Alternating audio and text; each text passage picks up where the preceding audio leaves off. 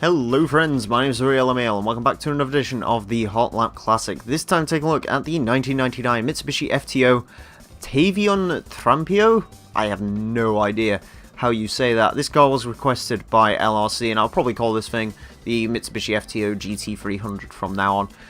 I am very curious about this car. You see, we've had a couple of JGTC cars before, the Skylines and so on and so forth.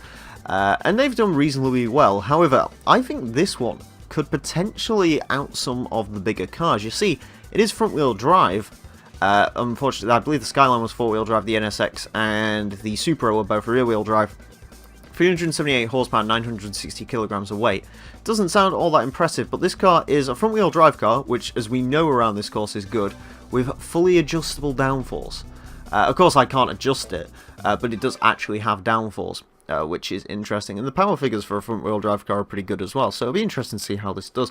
Anyways, of course, it will have 6 laps of the Motorsports Lounge track to set the best time possibly can. Currently, it is a Suzuki called Spikes Peak Edition at a time of 28.209, which the FTO is unlikely to beat, but I will be very curious to see sort of how well the FTO can do. Of course, we do have to avoid bumps slightly in this car because it is a race car, which means it's got a very roided out frame, and that means it really doesn't like bumps. That being said, first impression so far, it seems very grippy. I have a lot of grip in this car, which doesn't seem to have any of that sort of. Some cars have sort of low speed downforce issues. This does not seem to be one of them. It actually seems to have downforce at all speeds. I guess that's down to the front-wheel drive powertrain. Yeah, this really could do very well indeed. This could potentially, like I said, out some of the sort of bigger cars if it does well, which it does seem to be doing right now. Oop, God, try and get it round there. Wasn't the best corner I've ever done. A 30.502 on its first line lap. That is very quick. That does put it in the top 10.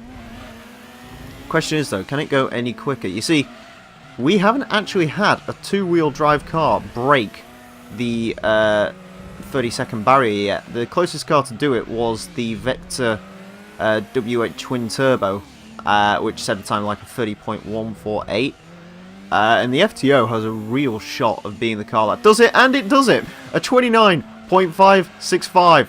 That is ridiculous. That almost beats the Mitsubishi 3000 GT. That is getting dangerously close to cars like the Mitsubishi Evo 5 RS that dominated the top of our board for so long. This could... oh my god.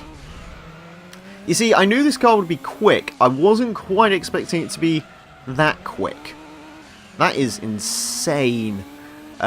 Let's see if it can go any quicker. I mean, look, 730 on a not-so-good lap. That is pretty incredible. I turned into there a little bit too early. Yeah, so it looks like it's going to have the final lap to really show what it's made of. But yeah, that's incredible. The car that dominated the top of the board for so long is currently getting its heels clipped at by its younger front-wheel drive brother. That's incredible. Hopefully it can do it. I will try and take a bit of a better line through this corner, try and build some speed up. Not the quickest car in the world, of course, as you'd expect from one of these GT300 cars. They're not hugely quick, but they do have grip. It's starting to get a little bit scruffy. Oh, God. Handling is a little bit more interesting at higher speeds, as I'm just trying to push this car for everything it's got. I don't think it's going to get any quicker, but 29.565, that is incredible. That really is. I mean, 30.636, and that was a rubbish lap. This FTO is very good, and that actually sets a bit of a dangerous precedent. I mean, you know, this is a front-wheel drive GT300 car. There's still a few more of these in the game, like the Celica Wed Sports, and that could potentially be doing very well as well. Ironically, apparently that was actually a quicker lap on that one, so I do genuinely believe this car might have been able to top the Evo, given some more laps, but nevertheless, it does place very well. Let's see where it finally ends up on our leaderboard. On to the leaderboard then, and it is a damn good showing for the Mitsubishi FTO GT car. It goes into 5th place with a 29.565, becoming the fastest two-wheel drive car we've ever had. It beats some four-wheel drive cars such as the Delta HF and the Subaru Impreza WRX STI sedan, losing out slightly to the very cream of the crop, the Evo 5 and the 3000 GT.